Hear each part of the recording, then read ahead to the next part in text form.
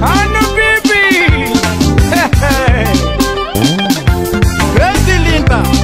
Nitsala masak Sulene kasaya kasamena ganzo Vamos aprender Nada fela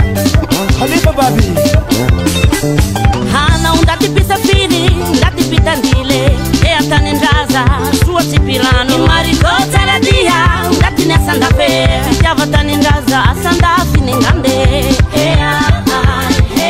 Hini lata kite pite ni puwa Tota wampani he Sua ni tuliara Ndinde fayi yampani he Marikota Bobo na tuzaye Yekarie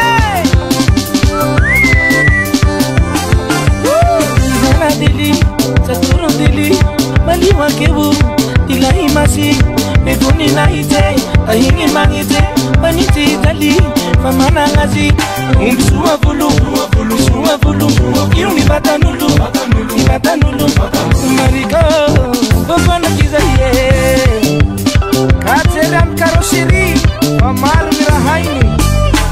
Esa pesa pesa mata Aferu andi agire fenomana Sautani bawa kanyapani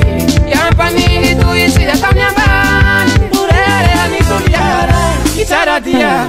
Imali kohonsai Imali wakeo Ngati sa chipera Hampani hii Kanyambani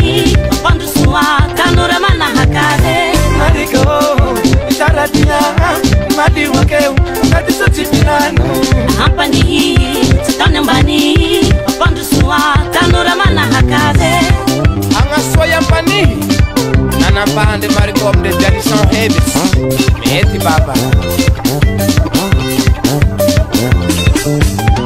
Itaka isafiri chi utaka imasi Kote amitika Pare nuirana Nani buru nira ilubi Mina kani mena ubi Yesu aletanga Vipakani jaje zarama mame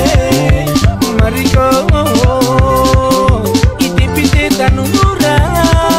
Mahafaka susura Simi ebu ebu kulu temaneti tena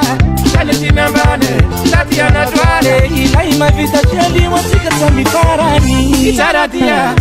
Imali kohonsai Imali wakeo Ngati sa chipera